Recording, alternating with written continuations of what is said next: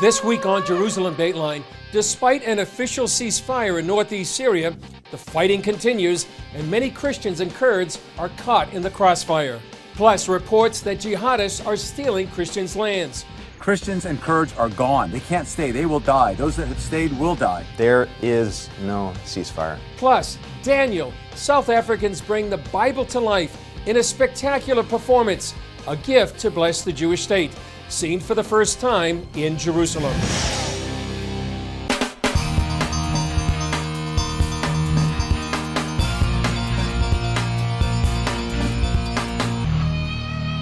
Hello and welcome to this edition of Jerusalem Dateline. I'm Chris Mitchell. The Turkish invasion of northeast Syria began on October 9th. Many believe there's a ceasefire between the Turkish army, its jihadist allies, and the Syrian Democratic Forces, and that all is well. But the people on the ground are telling a different story.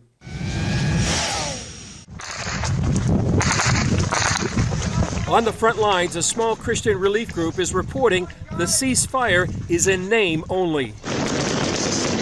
We were hit pretty hard today. There was Turkish armor or Turkish painted armor, 3 armored vehicles, multiple infantry, many wounded. We got in the back here. Team is treating them. Lord help make it in Jesus' name. Amen. Dave Eubank and his Free Burma Rangers have been rescuing the wounded and helping those caught up in the fighting.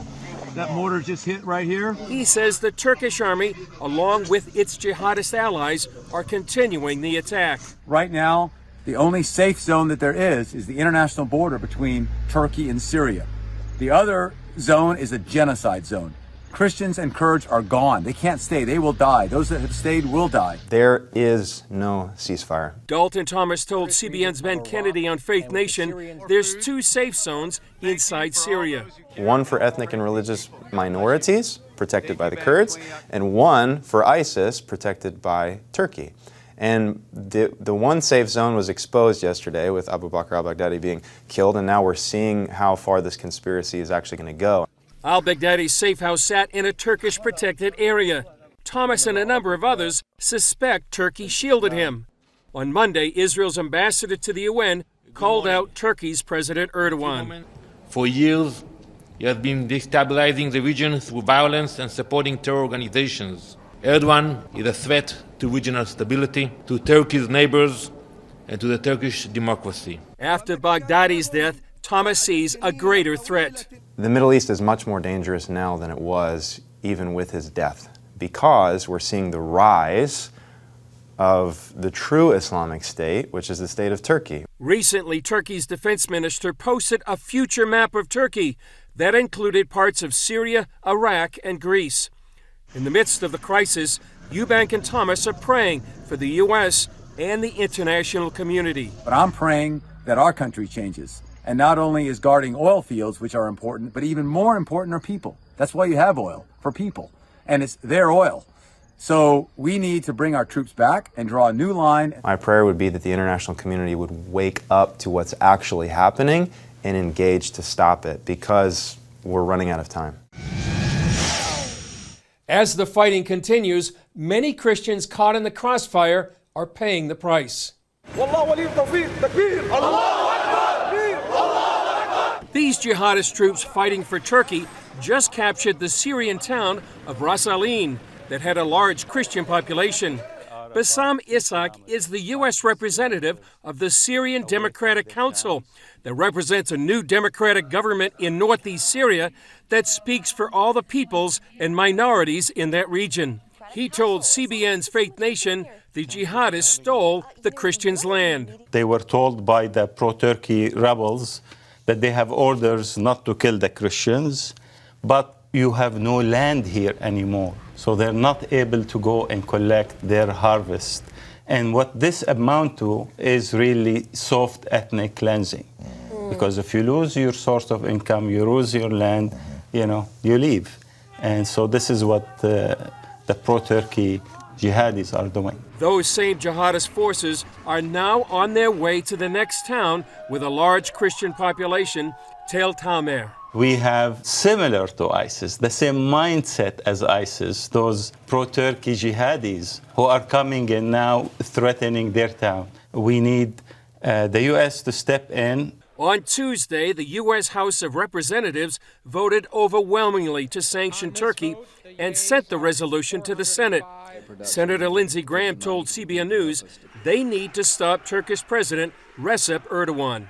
I think these sanctions are necessary to make sure that Turkey does not ethnically cleanse Syria of Kurds. This is their ancestral home. They've been great allies to our brothers and sisters in the Christian faith. They helped us defeat ISIS, and we cannot sit on the sidelines and watch Turkey ethnically cleanse part of Syria from Kurds. Retired Marine Captain Brandon Wheeler says the threat by these jihadist forces to Syrian Kurds and Christians represents a threat to the U.S. A threat to freedom anywhere is a threat to freedom everywhere.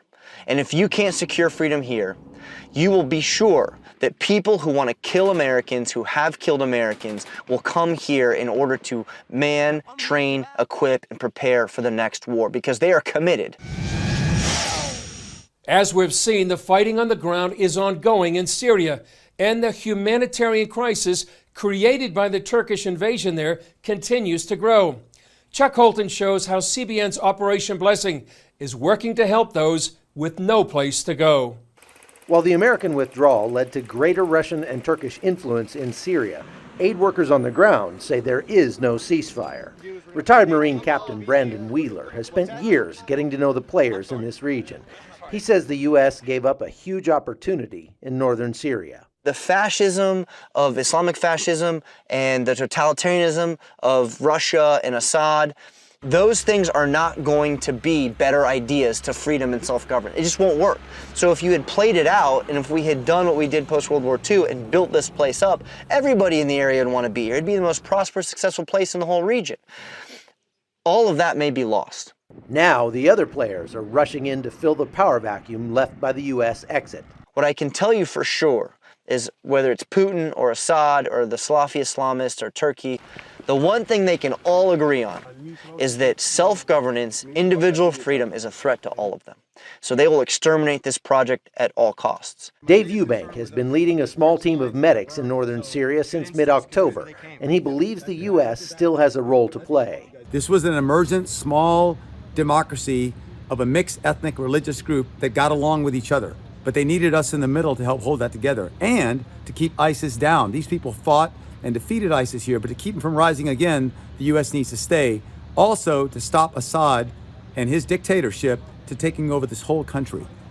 Despite the supposed ceasefire, Turkish-backed forces are still killing Kurds in this area. Imagine what it would be like if every time you heard an airplane go overhead, you had to worry about your car or your house vaporizing. That's what the people here in northern Syria are worried about now because of the ever-present threat of Turkish drones flying overhead. And it's changing the way they live. So, for example, we park our car underneath the trees if we need to because we try not to be too visible from the air. This Kurdish soldier says he hopes the world will understand that they're fighting not just for themselves. We could die at any time here from airstrike, from a drone, from artillery. But the most important thing for us is that the world sees that we are standing up against this tyranny from Erdogan. For these men, the U.S. involvement here is important not just for the Kurds, but for America as well. The U.S. cannot solve the problems of Syria or anywhere else, but right here, we create a space where the Kurds and the Arabs, the Christians and the Yazidis and others can work something out, and they were. There's no guarantee it'll work, but guaranteed it will fail if you leave. A threat to freedom anywhere is a threat to freedom everywhere. And if you can't secure freedom here, you will be sure that people who want to kill Americans, who have killed Americans, will come here in order to man, train, equip, and prepare for the next war because they are committed. From northern Syria, I'm Chuck Holton for CBN News. Coming up, weaponizing the United Nations, how the Obama administration used the UN to pressure the Jewish state.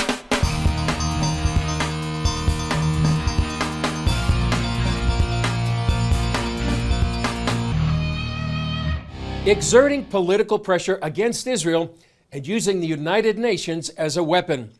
A senior advisor to former President Barack Obama recently admitted how the administration used that tactic just before leaving the White House.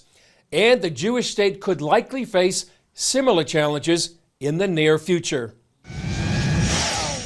Leverage against Israel.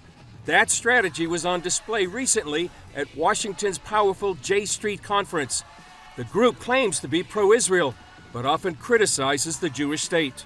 Obama National Security Advisor Ben Rhodes proudly admitted how the administration used the United Nations to pressure Israel. And at the very end of the administration, we abstained on a resolution essentially critiquing Israeli settlement construction along the same lines as what we would say in our own words. About a month before Obama left office, the U.S. abstained during a vote at the UN Security Council, allowing the passage of an anti-Israel resolution against settlements in biblical Judea and Samaria, also known as the West Bank.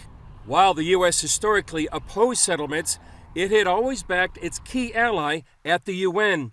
It led to calls of betrayal. The United States could have killed this resolution by voting no. This was a stab in the back against the Israelis. Some, including Middle East expert Michael Widlansky, saw it coming. It's not a surprise that the Obama administration would pressure Israel, because the only consistent point about the Obama administration in all its foreign policy was hurting Israel and helping Muslim extremists, whether it's Turkey's Erdogan, whether it's the Muslim Brotherhood in Egypt, or the crazy Ayatollahs in Iran. And that strategy could potentially resurface.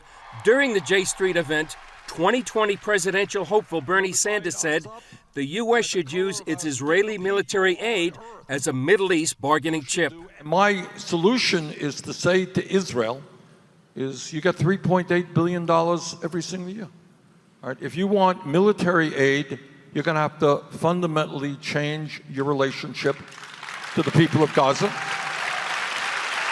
In fact, I think it is fair to say that some of that $3.8 billion should go right now into humanitarian aid.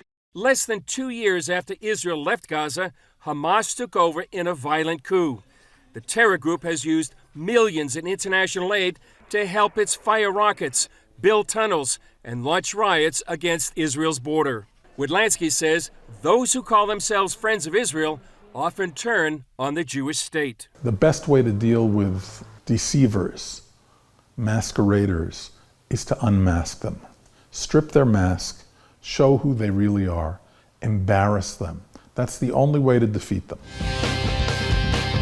Up next, how one humanitarian group is helping Christians, Yazidis, and minorities in the war zone and getting their message to the world.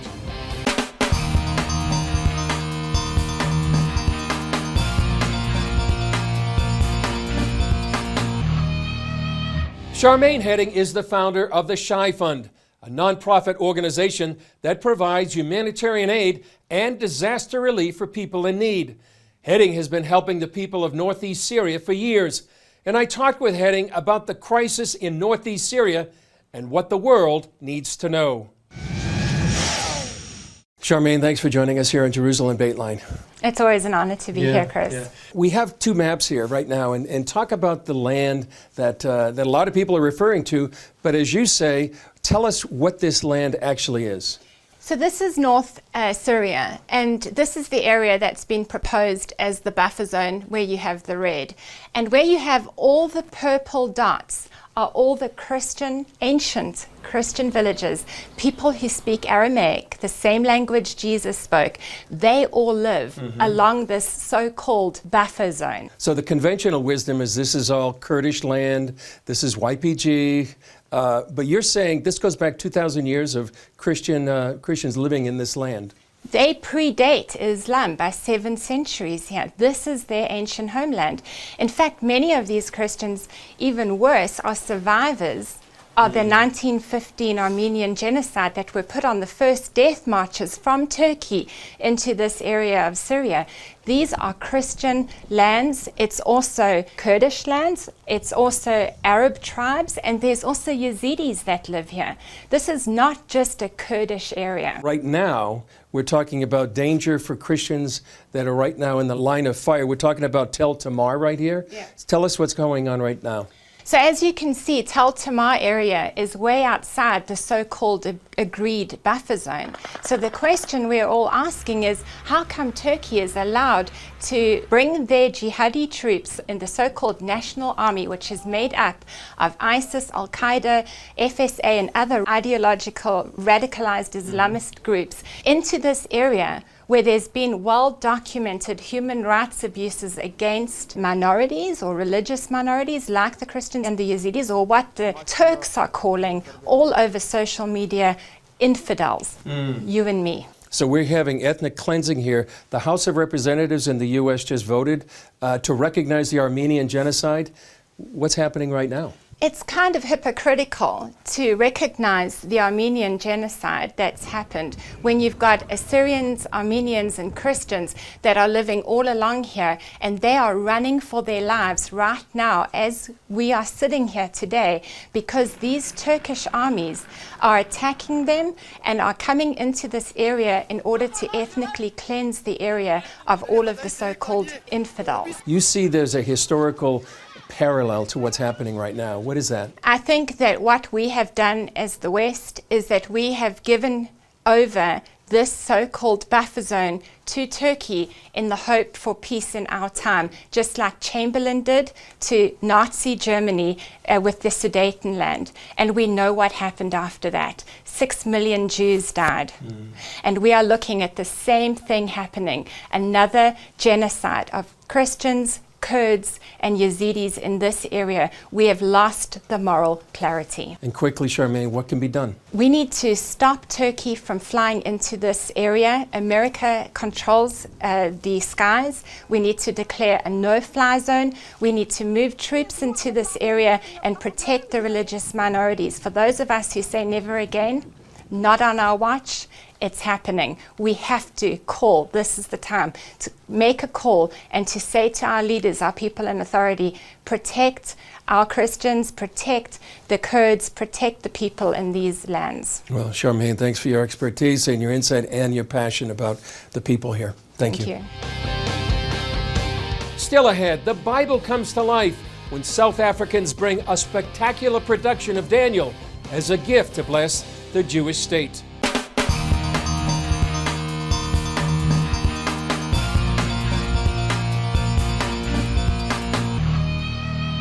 Imagine Christians from South Africa, the home of the BDS movement, blessing Israel with a biblical musical. That's happened recently with the performance of a Broadway-style musical based on the book of Daniel. CBN Middle East correspondent Julie Stahl has that story.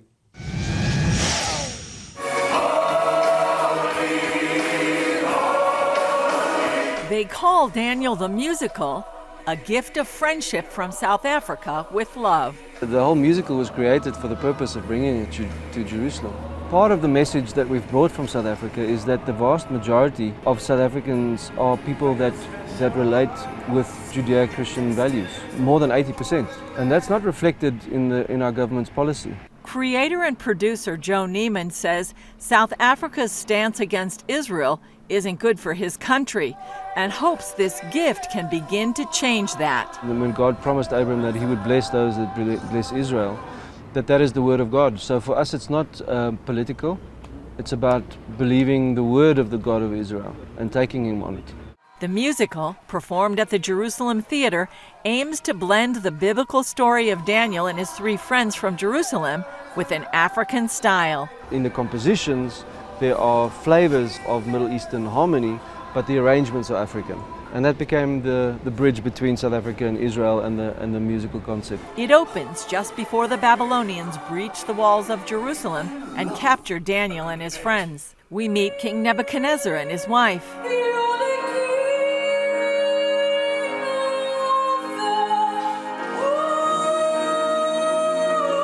The captive's introduction to Babylon.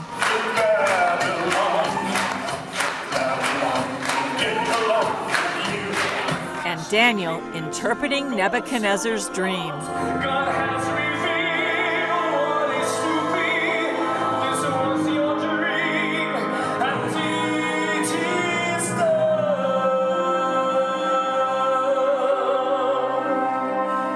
Neiman wrote the musical in less than 6 months, miraculously found a theater on short notice, and began rehearsals.